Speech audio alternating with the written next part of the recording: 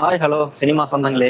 இப்போ நம்ம எந்த படத்தோட ரிவ்யூ பற்றி பார்க்க போகிறோம் அப்படின்னா, நம்ம சூர்யா அவர்கள் நடித்த விஸ்வநாத் சன்ஸ் அந்த படத்தை பற்றி தான் பார்க்க போகிறோம். ஃபர்ஸ்ட் இந்த படத்தில் யாரெல்லாம் நடிச்சிருக்காங்க அப்படின்றத ஒரு லைட்டாக சொல்லிடுறேன். சூர்யா அவர்கள் மெயின் ரோலில் நடிச்சிருக்காரு. அப்புறம் ராதிகா மேடம் நடிச்சிருக்காங்க. நம்ம இளைஞர்களோட கனவு கண்ணி மமிதா பைஜு அவங்க வந்து நடிச்சிருக்காங்க. இப்போ இந்த படத்துடைய கதை வந்து ஒன்லைனாக வந்து ஷார்ட் அண்ட் ஸ்வீட்டான்னு சொல்லிடுறேன். படத்துடைய கதை வந்து ஒலிம்பிக் கேம்ஸ்லேருந்து ஸ்டார்ட் ஆகுது.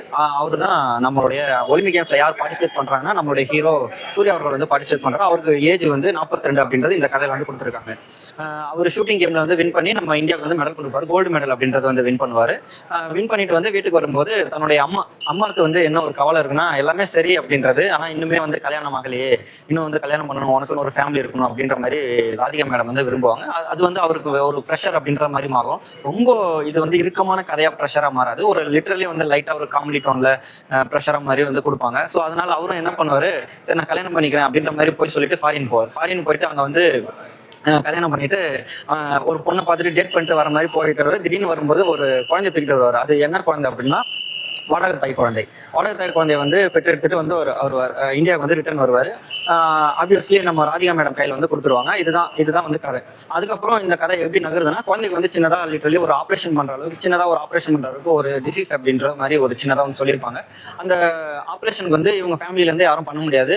அந்த என்னன்னு சொல்றது, வாடகத்தாய் இருக்காங்களே அவங்க தான் வந்து மறுபடியும் இந்த ஆப்ரேஷன் வந்து ஹெல்ப் பண்ணணும் அப்படின்ற மாதிரி இருப்பாங்க. அது வந்து லிட்டரலி சொல்லக்கூடாது, ஆனாலும் இருந்தாலும் வேற ஆப்ஷன் இல்லை அப்படின்ற மாதிரி மெடிக்கல் டேர்ம்ஸ்லேயே வந்து சொல்லியிருப்பாங்க. மமிதா பைஜு தான் அவங்க அந்த வாடகத்தாய் அப்படின்றது இந்த இடத்துல ரிவீல் பண்றேன். மமிதா பைஜோட ரோல் என்ன அப்படின்றது. ஸோ மறுபடியும் வருவாங்க, உள்ளுக்குள்ள இந்தியாவுக்குள்ள கூட்டிட்டு இவங்க ஃபேமிலிக்குள்ள வந்து கூட்டிட்டு வருவாங்க. ஆப்ரேஷன் பண்ற அளவுக்கு இவங்க ஆப்ரேஷன் பண்ற நேரம் வரைக்கும் இவங்க ஃபேமிலி கூட வந்து அடாப்ட் ஆகிட்டு மறுபடியும் அவங்க ஃபேமிலியே இருக்கணுமா இருக்கக்கூடாதா அப்படின்ற மாதிரி ஒரு ரிலேஷன்ஷிப் வந்து பில்ட் ஆகும் இல்லையா, ஒரு எமோஷனல் அப்படின்றது. அதுதான் இந்த படத்துடைய ஃபர்ஸ்ட் ஹாஃப் கதை. அதுக்கப்புறம் செகண்ட் ஹாஃப் வந்து இவங்க சேர்ந்தாங்களா இல்லையா, அதுக்கப்புறம் அவங்களோட அம்மா ஆசை நிறைவேறிச்சா, இல்ல சூர்யா ஆசை வந்து நிறைவேறிச்சா, இல்ல மமிதா பைஜோட ஆசை நிறைவேறிச்சா, இல்ல இவங்க எல்லாரோட ஆசை வந்து நிறைவேறிச்சா அப்படின்றத இதை வந்து முழுக்க கதை. இது ஃபர்ஸ்ட் ஹாஃப், இதுதான் வந்து பிளஸ் அப்படின்றது. இந்த படத்துக்கு நான் ரிவ்யூ அப்படின்றது ஃபர்ஸ்ட் ஹாஃப்க்கு ஒரு பாயிண்ட் அப்படின்றது, செகண்ட் ஹாஃப் ஒரு பாயிண்ட் அப்படின்றத சொல்லிடுறேன். ஃபர்ஸ்ட் ஹாஃப்க்கு வந்து நான் ஓவராலா பாயிண்ட் அப்படின்றத சொல்லிடுறேன். 5க்கு வந்து ஒரு 3 அப்படின்றத கொடுத்துருவேன். ஃபர்ஸ்ட் ஹாஃப் நீங்க உண்மையிலேயே ரொம்ப சூப்பரா பார்க்கலாம். ஃபர்ஸ்ட் ஹாஃப் ஒரு பில்லர் அப்படின்னா 2 பேர் இருக்காங்க, ராதிகா மேடம் அப்புறம் மமிதா பைஜு. இவங்க 2 பேருமே இல்லை அப்படின்னா அந்த ஃபர்ஸ்ட் ஹாஃப் அப்படின்றது ரொம்பவே அந்த போர் அடிச்சிருக்கும் அப்படின்றது. அப்படியே ஷோல்டர்ல தாங்கி சூப்பரா வந்து கூட்டிட்டு போறாங்க. 2 பேரோட கெமிஸ்ட்ரி சூப்பரா இருக்கு. நிறைய பேர் வந்து நீங்க சூர்யா அவர்களும் அப்புறம் மமிதா பைஜு அவர்களும் அவங்க 2 பேரோட கெமிஸ்ட்ரி நீங்க வந்து எக்ஸ்பெக்ட் பண்ணிட்டு வருவீங்க. ஆனா அதை விட மிகப்பெரிய எக்ஸ்பெக்டேஷன் ஃபில் பண்ற அளவுக்கு ஓவர் எக்ஸ்பெக்டேஷன் இருக்கிறது, எக்ஸ்பெக்டேஷன் தாண்டி இருக்கிறது வந்து ராதிகா மேடமும் மமிதா பைஜு அவங்களுடைய காம்பினேஷன் கெமிஸ்ட்ரி ரொம்பவே நக்கல் நையாண்டி கலந்த ஒரு சீன்ஸ்லாம் நிறையவே இருக்கு. ரொம்ப சூப்பரா இருக்கு. ஃபர்ஸ்ட் ஹாஃப்ல ஒரு கேமியோ ரோல் பார்த்தா ஒரு சூர்யா அவர்கள் தான் ஒரு கேமியோ ரோல் மாதிரி வராரு. கேமியோ ரோல்னா சின்ன ரோல் அப்படின்ற மாதிரி இல்ல, ஃபுல் ரோல் ஃபுல்லா தான் வராரு. அவர் பாட்டு போற அவர் பாட்டு வருவார் அப்படின்றது இவங்க 2 பேரும் வந்து ப்ளே பண்ணிட்டே இருப்பாங்க. இது ஃபர்ஸ்ட் ஹாஃப் வந்து ரொம்பவே சூப்பரா இருக்கு. இவங்க வந்து எங்க பிரச்சனை வந்து ஆரம்பிக்குது அப்படின்னா, இந்த மாதிரி ஸ்டோரிக்கு வந்து செகண்ட் ஹாஃப் தான். ஃபர்ஸ்ட் ஹாஃப் வந்து சூப்பரா கொடுத்துட்டாங்க, இன்ட்ரோ பிளாக் வந்து நிப்பாட்டிட்டாங்க. செகண்ட் ஹாஃப் தான் டோட்டலா வந்து எங்கேயோ எடுத்துட்டு போய் முடிக்கணுமே, இவங்களை சேர்க்கணுமே, அதாவது ஒரு எமோஷனல் அப்படின்ற ஒரு சீன் வைக்கணுமே அப்படின்றத ராதிகா மேம் வந்து சாகிற மாதிரி காமிச்சிடுறாங்க. அது தேவையா அப்படின்ற மாதிரி தான் இருக்கு, காமிக்கலாம். ஆனால் அந்த எமோஷனல் சீன்ஸ் அப்படின்றது ரைட்டிங் ஒர்க்ல சரியா வந்து கொடுக்கல. அதனால அது வந்து நமக்கு வந்து பர்சனலா வந்து ரொம்ப கனெக்ட் ஆகலை. ஏன்னா நம்ம வந்து படமே பார்க்காமலாம் இந்த படம் வந்து பார்க்க போறது, நிறைய படம் வந்து பார்க்குறோம். ஸோ அதனால இது வந்து கனெக்ட் ஆகிற மாதிரி அவங்க வந்து அவங்க சீன்ஸ் வந்து அவங்க டைரக்டர் வெங்கி அவர்கள் வந்து எழுதவில்லை அப்படின்றத நினைக்கிறேன். அது அவருடைய குறை அப்படின்றதான். ஸ்கிரீன் பிளேலயும் கொஞ்சம் வந்து போட்டோ விட்டுருப்பாரு. அதுக்கப்புறம் சூர்யா அவர்களுடைய தந்தைக்கு வந்து 2 வைஃப் அப்படின்ற மாதிரி இந்த படத்துல காமிச்சிருப்பாங்க. அதுக்கப்புறம் 2வது வைஃபுக்கு அவங்களுக்கு ஒரு பொண்ணு இருக்கும். அந்த கல்யாண சீன்ஸ் அப்படின்ற மாதிரி அதுவும் போயிட்டு இருக்கு. அது வந்து எங்கெங்கயோ இழுத்து அதுல அந்த கல்யாணத்துக்குள்ள பிளஸ் மைனஸ் அப்படின்ற மாதிரி சூர்யா அவரோட ஹீரோயிசம் அப்படின்ற திணிக்கிற மாதிரி ஒரு 2 ஃபைட் அப்படின்ற மாதிரி எல்லாம் கொடுத்துருப்பாங்க. அந்த இடத்துல தேவையில்லாம ஒரு பஞ்ச் டைலாக்ஸ் அப்படின்ற மாதிரி எல்லாம் வைக்கல. அது வச்சிருந்தா ட்ரோல் மெட்டீரியல் ஆகிறதுக்கும் நிறைய சான்சஸ் அப்படின்ற மாதிரி இருக்கு. ஸோ அதனால அந்த விஷயத்துலயும் வந்து தேவையில்லாத ஒரு திணிப்பு அப்படின்ற மாதிரி தான் இருக்கு. படம் இன்னொரு மைனஸ் அப்படின்றதான், படம் ரொம்ப எலிட் அப்படின்ற மாதிரி தான் இருக்கு. இப்போ வாரிசு படத்துல ஒரு வீடு ஒன்று பார்த்துப்போம் பார்த்தீங்களா, கேட்டுக்கும் வீட்டுக்குமே வந்து ஆட்டோ வச்சு தான் போகணும். அந்த மாதிரி தான் இதே மாதிரி வந்து பிளான் பண்ணியிருக்காங்க. ரொம்ப எலிட் அப்படின்ற மாதிரி இருக்கு. ஸோ எலிட் மாதிரி படம் எடுக்கக்கூடாது அப்படின்னு கேட்டால் எலிட் மாதிரிலாம் படம் எடுக்கலாம். பட் அது வந்து படம் பார்க்குற ஒரு ஆடியன்ஸ்க்கு எப்பவுமே கனெக்டட் ஆகணும். ஏன்னா படம் பார்க்குற ஒரு ஆடியன்ஸ் ஒரு 200 ரூபா கொடுத்து படம் பார்க்குறாங்கன்னா அது வந்து என்ன சாட்டிஸ்ஃபைட் பண்ணுமா, 3 மணி நேரம் உட்கார வைக்குமா அப்படின்ற மாதிரி தான். ஸோ படம் பார்க்குற ஒரு ஆடியன்ஸ் வந்து இது வந்து கனெக்டட் ஆகலை. செகண்ட் ஹாஃப் எல்லாருமே வந்து லேக் அடிச்சுட்டு மொபைல் பார்த்துக்கிட்டு என்னடா இது மறுபடியும் முதல்ல இருந்தா, இப்போதான் சூர்யா அவர்கள் வந்து இட்டு கொடுத்தாரு, பிளாக் பஸ்டர் கொடுத்தாரு, மறுபடியும் ஆரம்பிச்சிட்டாங்களே அப்படின்ற மாதிரி. ஸோ இந்த படம் வந்து பிளாக் பஸ்டர் அளவுக்கு போகிறதுக்கு நிறைய சான்சஸ் அப்படின்றது கிடையாது. என்ன தவறுதலாக எடுத்துக்காதீங்க. இது டைரக்டர் அவருடைய மைனஸ் அப்படின்றது தான். ஸோ படம் எந்த அளவுக்கு போகும் அப்படின்னா ஒரு சூப்பர் ஹிட் அப்படின்ற அளவுக்கு தொடும் அப்படின்றத நினைக்கிறேன். படம் வந்து அதே மாதிரி கருப்போட வசூலை வந்து தொடுமா அப்படின்னு கேட்டால் நோ சான்சஸ். ஒரு 100 கோடி டீசெண்டான ஒரு வசூல், ஒரு 100 கோடி இல்லை ஒரு சூர்யா அவர்களோட முகத்துக்காக ஒரு 100லேருந்து ஒரு 150 கோடிக்குள்ள ஒரு வசூல் பண்ணுறதுக்கு வந்து நிறைய சான்சஸ் அப்படின்றது இருக்கு. அதே மாதிரி இந்த படத்துல ஆம்பளை நெடி, அதாவது ஆண் திமிரு, ஆம்பளைனா என்ன வேணா பண்ணலாம் அப்படின்ற ஒரு நெடி வந்து ரொம்பவே வந்து அதிகமா அப்படின்ற மாதிரி இருக்கு. ஆம்பளை வந்து என்ன வேணா பண்ணலாம், பொம்பளை வந்து சகிச்சுக்கணும் அப்படின்ற மாதிரி தான் இருக்கு.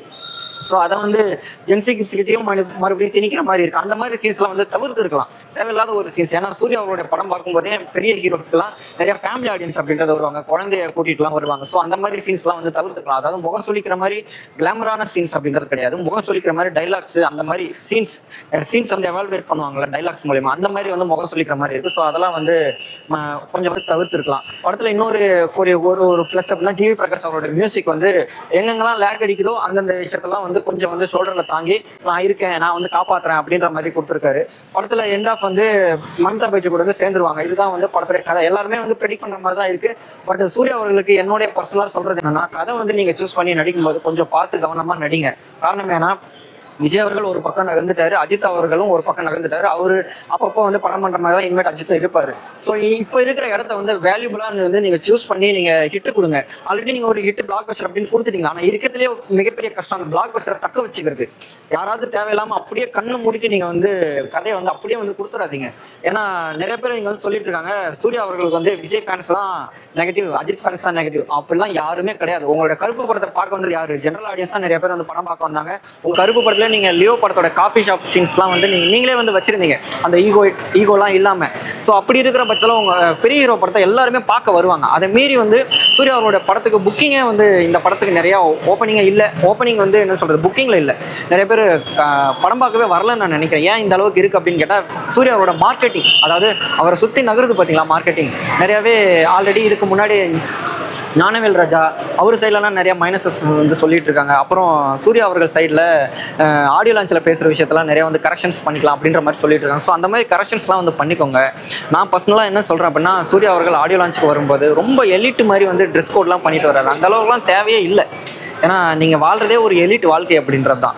ஸோ இப்போது ஒரு கம்பேரிசன் அப்படின்றது தேவையில்லாதான். இருந்தாலும் ஒரு எக்ஸாம்பிள் ஒன்று சொல்கிறேன். இப்போ அஜித் வராரு, அவர் வந்து கோட் சூட் போட்டு வராருன்னா அது அவருக்கு சூட் ஆகிடுது, அவர் போட்டுட்டு வராரு. இருந்தாலும் அவர் ரொம்ப சிம்பிளாகவும் வராரு நிறைய இடத்துல. விஜய் அவர்கள் ஆடியோ லான்ச்சில் பேசுறாருன்னா அவரும் வந்து ஒரு சிம்பிளாக ஒரு ஷர்ட் பேண்ட் அப்படின்ற மாதிரி வந்துடுறாரு. நீங்கள் வந்து ரொம்ப ஆடியோ லான்ச்லாம் இப்போலாம் ரீசெண்டாக வரும்போது ரொம்ப எலிட் அப்படின்ற மாதிரி தான் இருக்குது. உங்கள் ட்ரெஸ் வந்து அழுக்காயிடுமோ அப்படின்ற மாதிரி, யாராவது உங்கள் பக்கத்தில் வந்தாலே உங்கள் ட்ரெஸ் அழுக்காயிடுமோ அப்படின்ற மாதிரி ரொம்ப ஒரு எலிட் மைண்ட் செட் ஒன்று இருக்கும் பார்த்தீங்களா. அந்த அளவுக்கு வந்து தேவையில்லை அப்படின்ற மாதிரி தான் நினைக்கிறேன். என்னதான் ஜென்சி கிட்ஸ் மத்தியில் நீங்கள் வந்து சேர்க்குற மாதிரி சில ட்ரெஸ்ஸிங்ஸ் வந்து நீங்கள் பண்ணாலும் அதை கொஞ்சம் வந்து மாற்றிக்கிட்டு கொஞ்சம் எல்லாருமே என்ன சொல்கிறது, ஒரு எளியவரும் அந்த ஆடியோ லான்ச்சை பார்க்குற மாதிரி இருக்கணும் அப்படின்ற மாதிரி தான் நான் நினைக்கிறேன். ஸோ இதனோட பர்சனல் விஷ், மற்றபடி சூர்யா அவர்களை வந்து தாக்கி பேசணும் அப்படின்ற மாதிரிலாம் இல்லை. செகண்ட் ஹாஃப் பார்க்கும்போது எனக்கே டேரக்டர் மேலே மிகப்பெரிய கடுப்பு அப்படின்றது ஒன்று இருந்துச்சு. ஏன் சொதப்பி வச்சிருக்கீங்க, ஃபர்ஸ்ட் ஹாஃப் அவ்வளோ சூப்பராக கொடுத்து வச்சிருந்தீங்க, செகண்ட் ஹாஃப் ஏன் இப்படி சொதப்பி வச்சிருக்கீங்கன்ற எனக்கு வந்து டேரக்டர் மேலே தான் கடுப்பாக இருந்தது. சூர்யா அவர்கள் வந்து இந்த படத்துக்கு நிறையா வந்து உழைச்சிருக்காரு, நிறையா டேட்டு கொடுத்துருக்காரு. ஸோ அதை வந்து டேரக்டர் வந்து நல்லா வந்து யூஸ் பண்ணிக்கலாம். ஏன்னா இதுக்கு முன்னாடி தமிழ்லேயே வாத்தி அப்படின்ற ஒரு படம் பண்ணியிருக்காரு இந்த டேரக்டர். அப்புறம் வந்து லக்கி பாஸ்கர் அப்படின்ற ஒரு படம் பண்ணியிருக்காரு. லக்கி பாஸ்கர் வந்து பிளாக் பஸ்டர் ஆச்சு, தீபாவளி ரிலீஸ் ஆகி. வாத்தி அப்படின்றத பெருசாக அந்தளவுக்கு வந்து ஹிட் அடிக்கல. ஸோ நீங்கள் பர்சனலாக தமிழ் ஆக்டருக்கு நான் சொல்ல வர்றது என்னன்னா, தெலுங்கு டேரக்டருக்கோ இல்லை நம்ம ஸ்டேட்டில் இல்லாத அதர் டேரக்டருக்கோ நீங்கள் உங்களோட கதையை நீங்கள் கொடுக்கும்போது நீங்களே டேட்ஸ் கொடுக்கும்போது கொஞ்சம் யோசிச்சு கொடுங்க. அதாவது இது வந்து எல்லாரும் பார்ப்பாங்களா, எல்லாரும் சாட்டிஸ்ஃபைட் பண்ணுவோம் அப்படியே வந்து கண்ணை மூடிட்டு அப்படியே வந்து விட்டுறாதீங்க.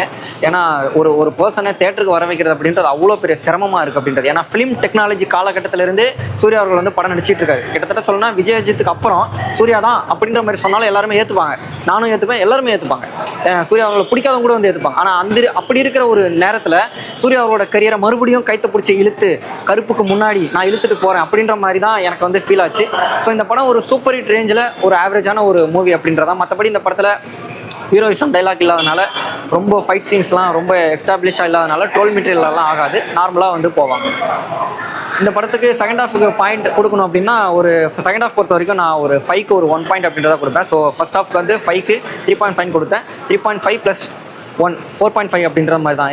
ஏன்னா எனக்கு வந்து இந்த படம் செகண்ட் ஹாஃப் வந்து டோட்டலாக டிசப்பாயிண்டட் அப்படின்றதா இருந்துச்சு. செகண்ட் ஹாஃப் இன்னும் நல்லா செதுக்கியிருந்தாங்கன்னா நான் பாயிண்ட்ஸ் இன்னுமே சூப்பராக கொடுத்துருப்பேன். இதுதான் என்னுடைய ரிவ்யூ. தேங்க்யூ.